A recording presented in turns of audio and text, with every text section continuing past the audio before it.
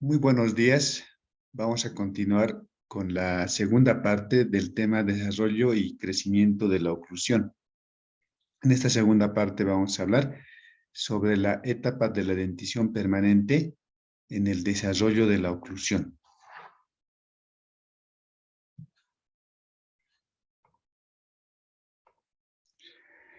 La aparición de la dentición permanente va a estar muy en relación con el aumento de los requisitos alimenticios y también con el aumento del metabolismo que presentan los niños a esta edad.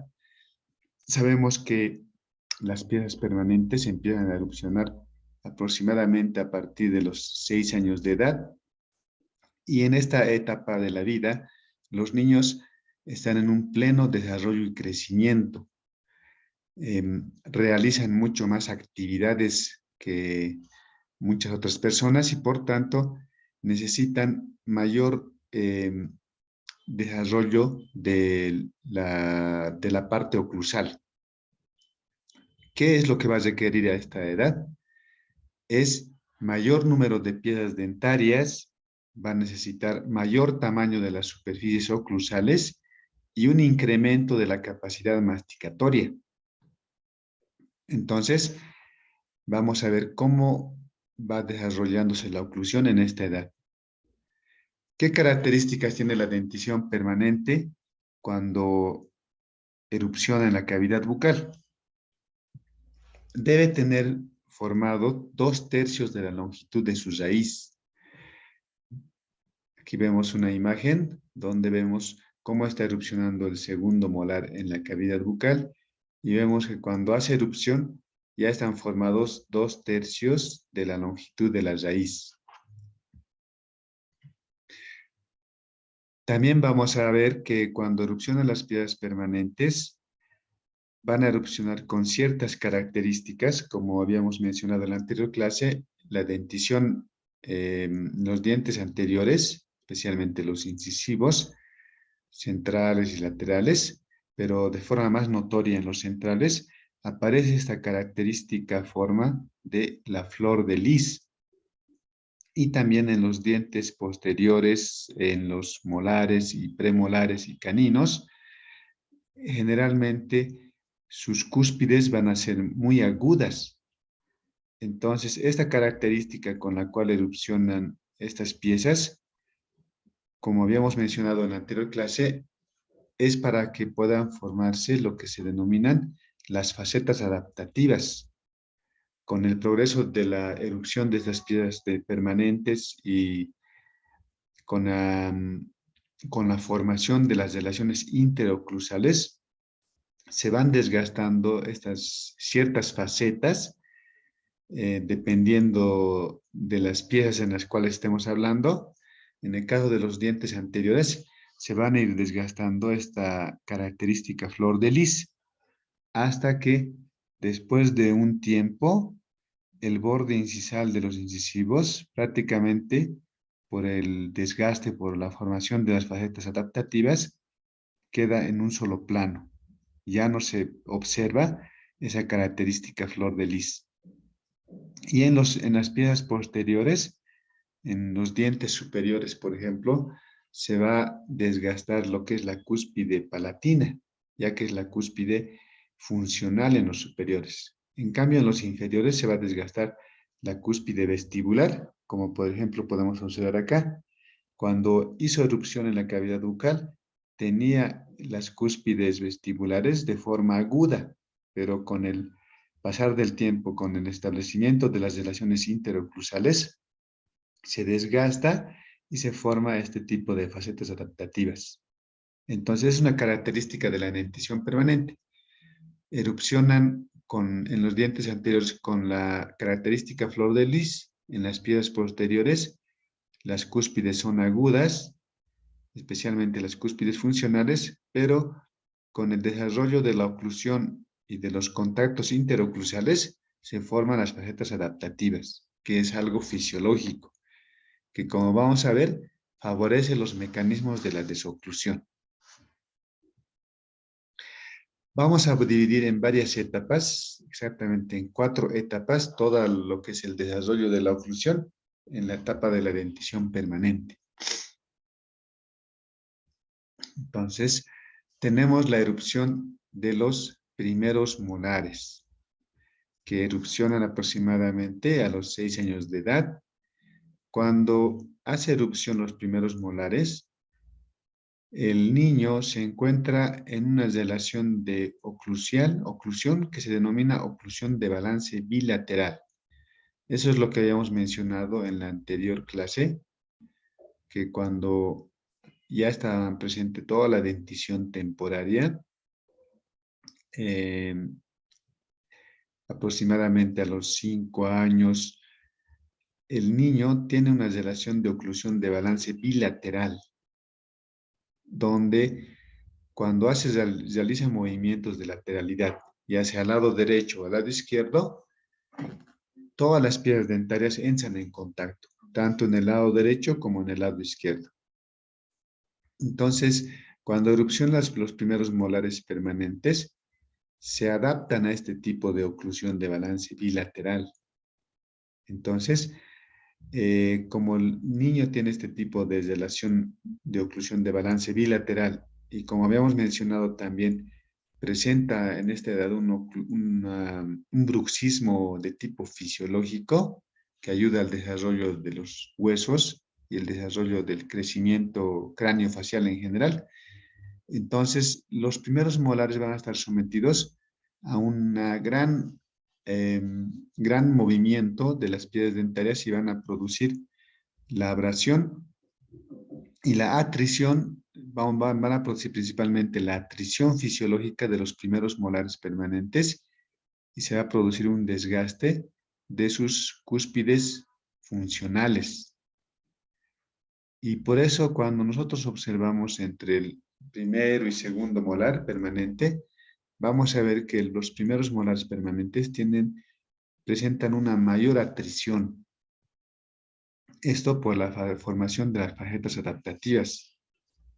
Entonces, las facetas adaptativas que vemos acá en esta imagen, vamos a poder observar cuando comparamos con el segundo molar permanente, que es mucho más notorio en los primeros molares permanentes que en los segundos, debido a que los primeros molares permanentes erupcionan en esa etapa donde el niño presenta este tipo de relación oclusal, oclusión de balance bilateral.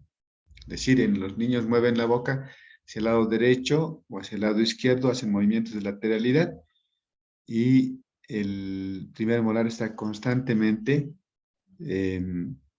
sufriendo una atrición, ¿no? En esta primera etapa de la organización oclusal del adulto. Y aquí vemos, ¿no?, las facetas adaptativas que son bien notorias. Si el faceteamiento continuara, llevaría a una destrucción total de estos dientes. Imagínense que continuara el faceteamiento de las piezas permanentes, especialmente hablando del primer molar permanente, se destruiría gran parte de la corona de sus dientes. Entonces, ¿cuál es la razón por la cual en algún momento del desarrollo de la oclusión termina este faceteamiento de las piezas posteriores? La razón es que después de que erupcionan los primeros molares permanentes, va a continuar en el proceso de la erupción de los dientes anteriores. Aproximadamente a los 7 años van a erupcionar los incisivos, tanto centrales como laterales. Cuando erupcionan los dientes anteriores, la primera relación que van a tener es una relación de borde a borde. Van a erupcionar y van a tener una relación de borde a borde, o también llamado a veces de vis a vis, pero eso solamente es durante una etapa. Conforme van erupcionando los dientes anteriores, en condiciones normales, va a ir aumentando lo que es el entrecruzamiento entre los dientes anteriores y también se va a ir estableciendo lo que conocemos como el desbordamiento horizontal u overjet y el desbordamiento vertical o overbite. Y va aumentando el entrecruzamiento y este entrecruzamiento de los dientes anteriores va a permitir que primeramente los ciclos se van a verticalizar, los ciclos masticatorios. También va a permitir que se forme el ángulo desoclusivo anterior. Y esto va a causar una conversión de los rozamientos en deslizamiento. ¿Qué quiero decir con esto? Al principio va a haber un rozamiento. Como dijimos, los dientes anteriores también erupcionan con la característica flor de lis. Como va a haber un constante rozamiento en las primeras etapas, esta flor de lis va a ir sufriendo desgaste y va a desaparecer esa característica flor de lis. Y también, conforme va sufriendo el entrecruzamiento de los dientes anteriores, este rozamiento que había al principio se va a convertir en deslizamiento. ¿Cuál es la diferencia entre el rozamiento y el deslizamiento? En el rozamiento ya hay un contacto franco entre las piedras dentarias y por eso van sufriendo esta atrición, este faceteamiento de las superficies, los dientes anteriores que son las superficies incisales y también la cara palatina de los superiores. Pero conforme va entrecruzándose los dientes anteriores, conforme se va estableciendo el overjet y el overbite, el rozamiento se convierte en deslizamiento. Y el deslizamiento, ¿cuál es la diferencia? En que el borde incisal del incisivo inferior se va a deslizar sobre la cara palatina de los superiores, pero ya no va a producir un desgaste, ya no va a producir una atrición. Entonces, esa es la diferencia entre rozamiento y deslizamiento. En el rozamiento hay un contacto franco que va a producir una constante atrición del tejido dental, pero en el deslizamiento ya no va a ver ese contacto franco y ya no produce ese desgaste de la superficie dental. Entonces, este entrecruzamiento es lo que va a detener el faceteamiento, tanto a nivel anterior como a nivel posterior. Se detiene el desgaste acelerado del tejido dental. Entramos a una segunda etapa en la organización oclusal del adulto. Esto va a darse con la erupción de los premolares. Generalmente los premolares van a tener las siguientes características. Tienen una área de oclusión mucho menor. Tienen un empotramiento similar a los dientes anteriores, un empotramiento en profundidad. Por su posición reciben menos esfuerzos oclusales y van a participar en algunos casos en los mecanismos de la desoclusión.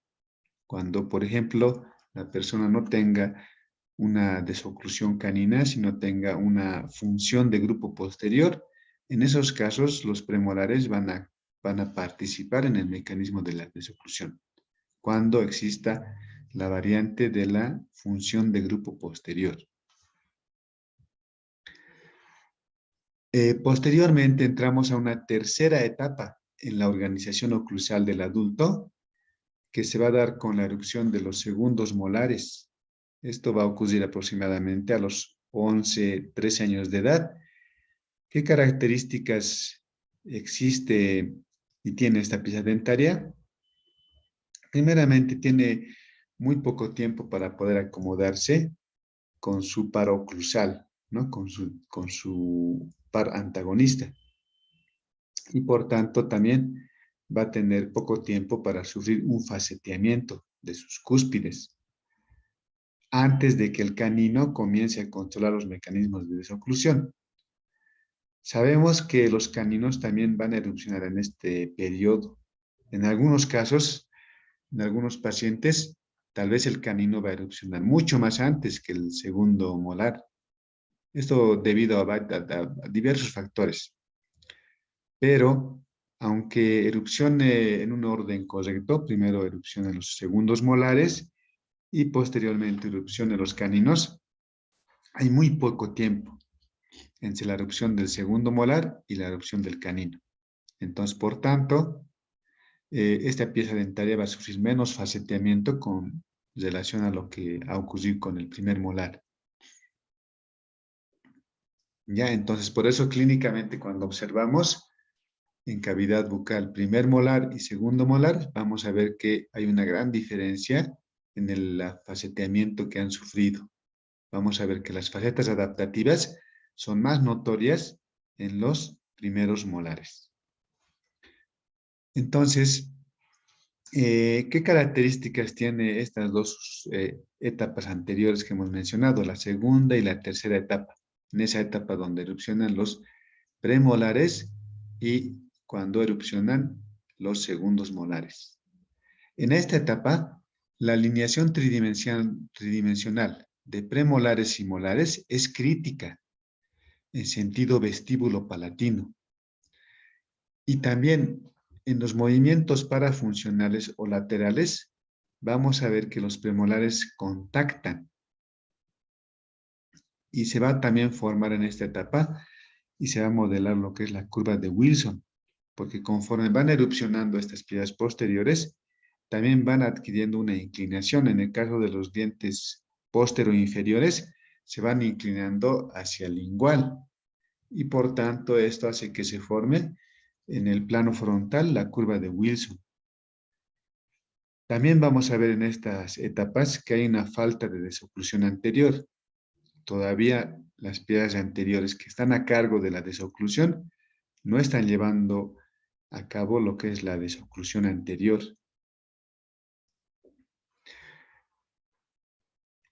¿Qué más podemos ver en esta etapa? Vamos a ver que la oclusión de balance bilateral, que era característico en la etapa de la dentición temporal, con la erupción de los primeros molares, esta oclusión de balance bilateral va a cambiar, ya va a convertirse o va a pasar a una oclusión de balance unilateral o una función de grupo. Es decir, que cuando la persona empieza a realizar movimientos de lateralidad, ya no van a contactar todas las piedras dentarias, sino que ya va a producirse una desoclusión en el lado de no trabajo. Entonces, esas características va a presentar esta segunda y tercera etapa del desarrollo de la oclusión en el adulto. ¿A qué nos referimos cuando hablamos de la oclusión de balance unilateral o función de grupo posterior? Se denomina así cuando las piedras posteriores en el lado de trabajo contactan y producen la desoclusión de las demás piedras dentarias, especialmente en el lado de no trabajo. Generalmente en la oclusión de balance unilateral o función de grupo posterior van a participar los premolares hasta el primer molar permanente. Porque recordemos que en esta etapa todavía los segundos molares están haciendo recién erupción. Y vemos, miren cómo también ya inicia la erupción de los caninos en esta etapa. Entonces, a eso se refiere oclusión de balance unilateral o función de grupo posterior. Y finalmente entramos a la cuarta etapa en la organización oclusal adulta. En esta cuarta etapa se corresponde con la erupción del canino. ¿Y cuáles son las características que presenta el canino en esta etapa? Primeramente, como habíamos mencionado, ya van a estar formados 2/3 de la raíz.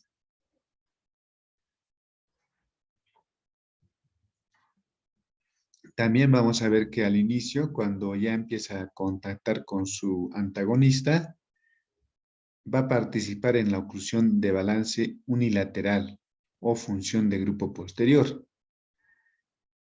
Y aproximadamente van a pasar de 2 a 3 años hasta que se termine de formar la raíz, hasta que se termine de calcificar el ápice, y recién el canino va a estar preparado para poder soportar la desoclusión. Recién después de esos 2 a 3 años, la persona en condiciones normales va a cambiar de la oclusión de balance unilateral a una desoclusión canina. Esto durante los movimientos de lateralidad. Entonces, hay un gran cambio en esta etapa, después de que se termina de formar lo que es la raíz de los caninos, cuando termina de calcificarse la raíz de los caninos, cuando se termina de formar la raíz, va a pasar de una oclusión de balance unilateral a una desoclusión anterior, o más propiamente dicha, la desoclusión canina. Cuando todavía no ha terminado de calcificarse el ápice, dijimos que primero el canino va a participar en la función de grupo, como vemos acá en la imagen, antes de que contacten los caninos, ¿recuerdan? Incluso antes de que contacten los segundos molares, solamente participaban en la desoclusión los premolares y los primeros molares. Conforme van erupcionando los caninos y van llegando al contacto interoclusal, así también los segundos molares, ya estas piezas también participan en la desoclusión o durante los movimientos de lateralidad. En esta variante que se llama la función de grupo posterior, con participación del canino. Aquí todavía, pero tenemos que observar que la raíz de los caninos no ha terminado de formarse y tampoco se ha consolidado la relación entre el canino superior y el canino inferior.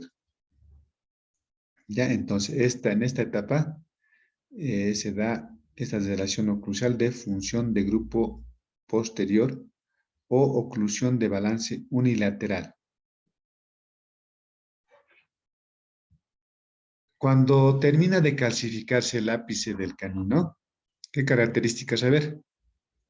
En esta etapa ya se va a producir lo que es la desoclusión canina. ¿Qué quiere decir? Que cuando realice la persona un movimiento de lateralidad, solamente van a contactar en el lado de trabajo el canino superior con el canino inferior. Todas las demás piezas dentarias, tanto en el lado de trabajo como en el lado de no trabajo, van a entrar en una desoclusión. A esto nosotros denominamos la desoclusión canina, que es lo más ideal poder encontrar en esta etapa, ya que cuando se produce la desoclusión canina se estarían cumpliendo un principio muy importante de la oclusión, que es la oclusión mutuamente protegida. Como hemos explicado anteriormente, en este principio los dientes anteriores protegen a los dientes posteriores durante movimientos excéntricos. En este ejemplo estamos viendo que en un movimiento de lateralidad, los caninos están protegiendo a las demás piezas dentarias, ¿no? Con lo que se produce la desoclusión. Entonces, ¿qué características va a haber en esta etapa?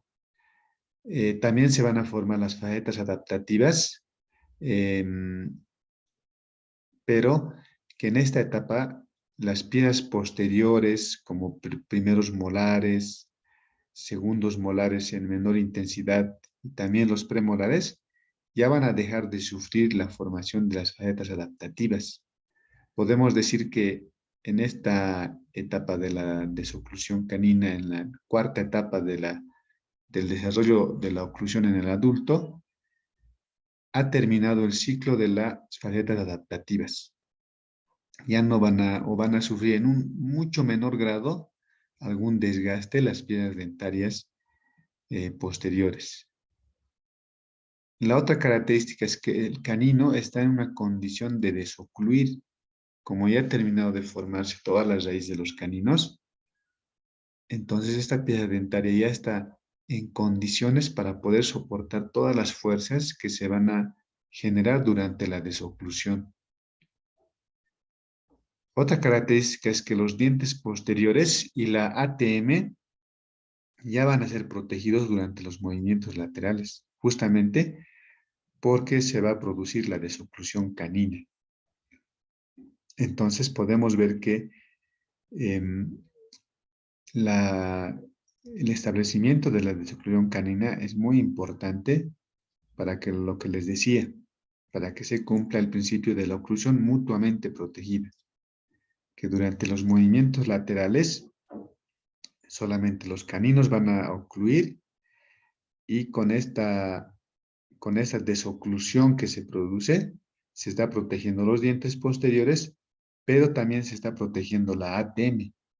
La ATM va a sufrir menor presión gracias a que se produce la desoclusión canina. Entonces podemos decir que ya con la consolidación de esta cuarta etapa, con la consolidación de lo que es la desoclusión canina, también la oclusión en el adulto se va a consolidar. Entonces, ya va a tener ciertas características que nos permiten decir que la oclusión se ha consolidado en la persona. ¿Qué características son estos?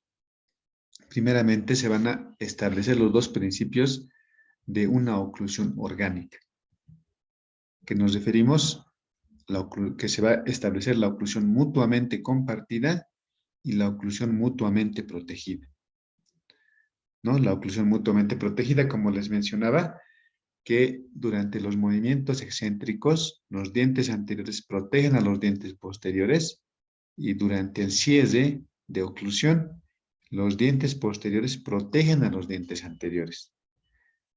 Porque como habíamos mencionado, durante el cierre, durante la oclusión, hacen mayor contacto los dientes posteriores y no así los dientes anteriores. En el caso de los dientes anteriores, especialmente de los incisivos, vamos a ver que hay un espacio entre los incisivos superiores y los incisivos inferiores, no contactan. Hay un espacio muy mínimo donde eh, podemos detectarlo cuando colocamos un papel de articular muy fino, podemos ver que no existe contacto en condiciones normales. Entonces a esto se llama oclusión mutuamente protegida. Y la oclusión mutuamente compartida se refiere a que cuando entramos en una oclusión, en un cierre, estas fuerzas que se generan por la masticación, que se generan durante estos movimientos, van a ser compartidas por varias estructuras. No se van a concentrar en una sola estructura. Van a ser compartidas por los dientes, por el ligamento periodontal, por los huesos y por la ATM. Entonces se va a distribuir entre todos estos elementos, estas fuerzas, y no va a causar daño en alguno de ellos. Entonces, se van a establecer estos dos principios tan importantes y podemos decir que ya la persona presenta una oclusión orgánica. Otros cambios importantes que también se van a dar con la consolidación de la oclusión en el adulto son los siguientes. También, así como se ha detenido lo que hemos llamado el faceteamiento en las piedras dentarias permanentes, la formación de las facetas adaptativas, también se va a detener el remodelado activo que ha ido también ocurriendo durante estas etapas a nivel de la ATM. Entonces la persona ya va a consolidar la forma característica de la ATM en el adulto. Es decir, va a presentar su cóndilo mandibular con una superficie que va a ser convexa, que va a presentar claramente la vertiente anterior, la cresta y la vertiente posterior. También el disco articular que a principios, cuando todavía estaba iniciando el desarrollo de la oclusión, era plano, ya en la edad adulta va a tener la característica forma bicóncava. También vamos a ver que el cóndilo del temporal también se ha desarrollado y va a presentar también esa forma convexa de la vertiente posterior. Entonces, todas esas características que los vamos a estudiar en un capítulo posterior, cuando hablemos de la anatomía aplicada de la ATM, ya se consolidan en esta etapa. La ATM también ya va a tener esa forma característica que debe presentarse en un adulto. También otra característica muy importante que vamos a ver es que el plano oclusal ya va establecerse eh, según, la erupción de las piezas permanentes con una característica así como se presenta en un adulto. ¿A qué me refiero con esto? De que va a estar ubicado en un plano mucho más inferior con relación a la ATM. Cuando todavía está desarrollando la oclusión, el plano oclusal, cuando la persona tenía, por ejemplo, un mes de vida o 5 años, el plano oclusal estaba prácticamente al mismo nivel de la ATM, pero conforme se ha ido desarrollando, conforme ha ido realizándose también lo que es el crecimiento craneofacial y el desarrollo de la oclusión, en una persona adulta, en condiciones normales, el plano oclusal siempre se va a ubicar inferior a lo que es la ATM, como podemos ver aquí en la imagen.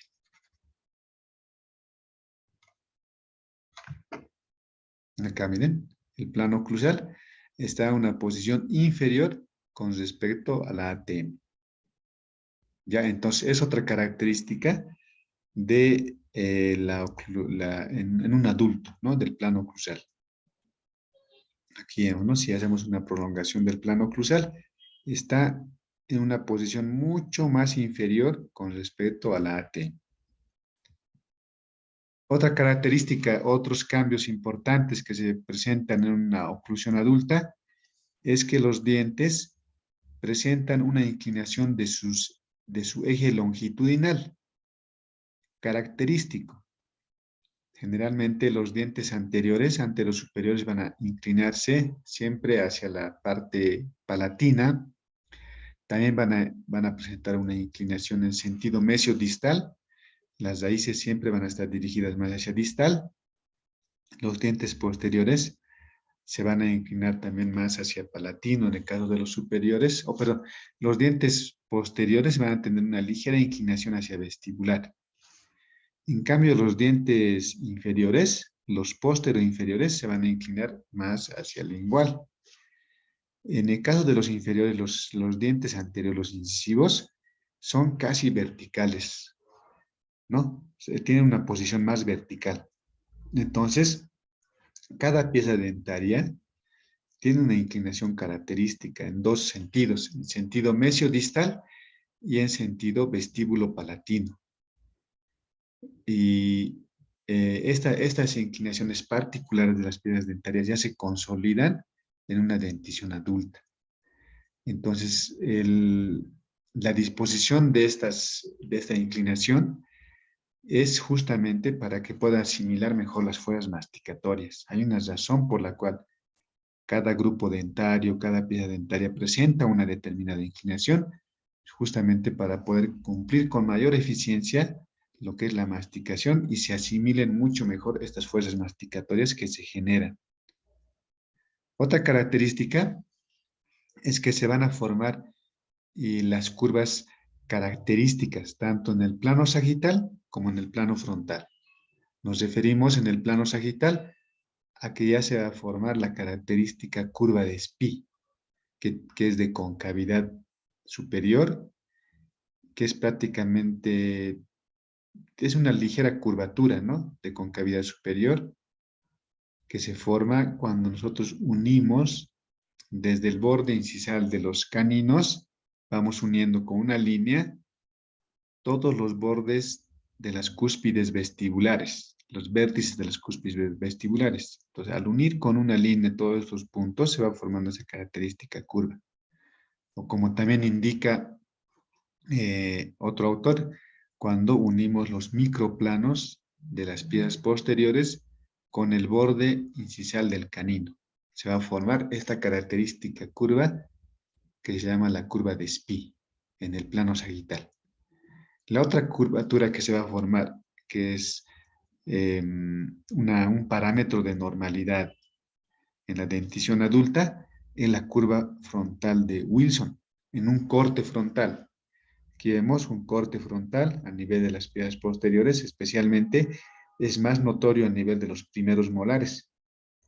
Vamos a ver que si unimos con una línea el vértice de las cúspides En este caso, primeramente de la cúspide vestibular, empezando, por ejemplo, del lado izquierdo, seguimos y unimos otro punto que pasa por el vértice de la cúspide lingual, en este caso del primer molar inferior izquierdo, y lo prolongamos esta línea hacia el otro lado, hacia el lado derecho, y unimos también en el vértice de la cúspide lingual, y finalmente en el vértice de la cúspide vestibular. Vamos a ver que esta línea forma una curvatura de concavidad superior. A esta curvatura le denominamos la curva frontal de Wilson. Entonces, estas dos curvaturas son parámetros que, que son normales en la dentición adulta. Y más bien cuando se presenta alterado o cuando no existe esta curvatura, ya podemos tener una idea de que existe una alteración de la oclusión en la persona. Entonces, estas curvas son características normales que presentan las piezas dentarias en conjunto cuando nosotros lo vemos ya sea en el plano sagital o en el plano horizontal. Entonces, esta es una característica también de una oclusión en el adulto que esté bien organizada. Continuamos. Entonces, ¿cómo podemos realizar el diagnóstico y posterior tratamiento de las maloclusiones? Se debe analizar en orden, debe haber un orden para poder hacer un análisis de la maloclusión. Y para esto hay una filosofía que se denomina la filosofía del dato. Entonces, ¿a qué se refiere esta filosofía? De que, según esta filosofía, primero debemos de examinar en la persona, en nuestro paciente, la desoclusión. De ahí viene la D de dato. Primeramente debemos de analizar cómo está la desoclusión en el paciente. Si este paciente presenta o no presenta desoclusión. Y si presenta la desoclusión, si es una desoclusión canina, si es una función de grupo posterior, si es una función de grupo anterior, o en algunos otros casos tal vez la persona no presenta una desoclusión. Hay muchos casos en donde las personas no presentan este mecanismo de la desoclusión. En esos casos ya va a haber una oclusión de balance unilateral o una oclusión de balance bilateral, como ocurría, por ejemplo, en la dentición temporaria. En muchos casos hay personas que no presentan desoclusión, que más bien van a presentar una oclusión de balance bilateral, que significa que cuando hacen movimientos de lateralidad, todas las piezas están entrando en contacto. No hay una desoclusión en alguna zona, ¿no? Entonces, eso primero analizamos. En segundo lugar, se analiza la alineación tridimensional, es decir, la posición que presenta cada piecita dentaria con relación a los tres planos del espacio. Si estas piezas dentarias están correctamente alineadas con relación a los tres planos del espacio. Y finalmente, recién analizamos lo que es la oclusión. Al final se analiza lo que es la oclusión. Entonces, esta es una filosofía que es la filosofía del dato, que es muy bueno para poder analizar lo que son las maloclusiones y posteriormente realizar un diagnóstico presuntivo y con ayuda de los exámenes complementarios como análisis de modelos, en algunos casos radiografías, vamos a determinar un diagnóstico definitivo y esto nos va a permitir realizar un plan de tratamiento adecuado. Entonces, esta filosofía podemos seguir, que es muy buena. Entonces, también habíamos hablado al principio de que en el desarrollo de la oclusión interviene una cuarta dimensión. Si recuerdan, esa cuarta dimensión se refiere al tiempo. Entonces, acá vamos a ver también en la consolidación de la oclusión del adulto, con lo que se ha establecido la desoclusión canina, vamos a explicar también la importancia de esta cuarta dimensión.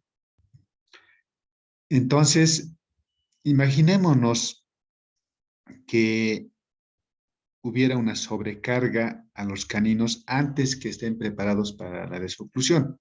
¿A qué me refiero? Les había mencionado que hay casos en los que los caninos erupcionan, tienen una erupción prematura. Por ejemplo, cuando el niño, el adolescente, ha perdido piezas dentarias temporarias porque no los ha cuidado adecuadamente, se han cariado y se los tuvieron que extraer prematuramente.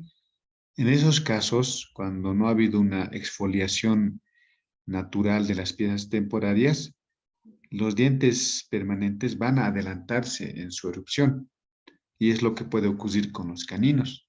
En este caso, por ejemplo, vemos que los caninos ya están entrando en un contacto entre canino superior y canino inferior y miren, ya se está produciendo la desoclusión. Pero ¿qué les llama la atención acá? Miren, las raíces no han terminado de formarse. Ya los caninos están expuestos a estas fuerzas de la desoclusión a una temprana edad todavía.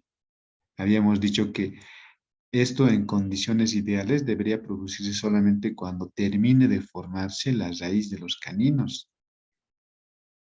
Entonces, se está sometiendo a esta pieza dentaria a sobrecargas excesivas para las cuales todavía no está preparada para soportar. Esto puede causar muchas otras repercusiones, muchas otras patologías.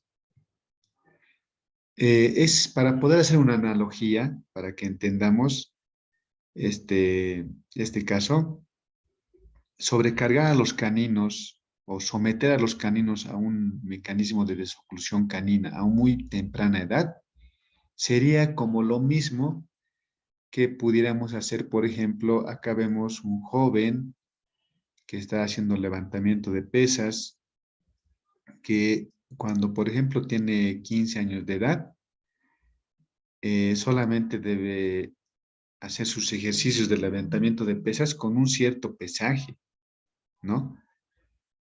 Porque todavía este niño de 15 años, este adolescente en este caso, no ha terminado de consolidar la formación de su cuerpo. Todavía no ha desarrollado la masa muscular, sus huesos todavía están en crecimiento y por tanto no se le puede someter muy tempranamente, no se le puede pedir, en otras palabras, que alce una pesa que normalmente lo alza una persona de 30 años, en el cual ya ha terminado de desarrollar su cuerpo, no se le puede pedir que alce. ¿Qué pasaría si le dijéramos a este adolescente que seguro en el futuro va a ser un gran campeón porque se está preparando a muy temprana edad, pero con un pesaje adecuado? ¿Qué pasaría si le sometemos a un peso excesivo, a un peso que solamente un adulto puede levantar? Seguro va a sufrir muchos daños en su columna vertebral, en sus músculos, puede sufrir desgarros, pueden haber daños a nivel de las articulaciones de las vértebras y ya no, en un futuro ya no sería ese gran campeón de pesas que podría llegar a ser si se le entrenara adecuadamente, ¿no? Con un determinado pesaje máximo que puede levantar a esa edad. Entonces es lo mismo. Los caninos, podemos decirlo para usar la analogía, que son unos campeones en la oclusión. Están preparados para hacer piezas muy importantes, piezas claves en la organización de la oclusión en el adulto y sobre todo son importantes en el mecanismo de la desoclusión, pero solamente pueden soportar la desoclusión cuando han terminado de formar sus raíces, cuando ha pasado el tiempo adecuado. Es por eso que entra aquí la cuarta dimensión del tiempo. No pueden ser sometidos a la desoclusión a una muy temprana edad. Debe ser sometido a su tiempo, cuando ya se han terminado de formar toda la raíz. Entonces, a eso se refiere esta analogía. Entonces, ahí lo podemos ver otra vez, como habíamos dicho al principio, la importancia de esta cuarta dimensión, que es el tiempo. Entonces, con esto prácticamente finalizaríamos la clase del desarrollo de la oclusión. Les agradezco mucho por su participación y en la siguiente semana, en las siguientes clases, ya se van a tratar de otros temas. Conmigo nos vamos a ver en otra, más adelante, con otro tema que les voy a explicar. Que tengan un excelente día.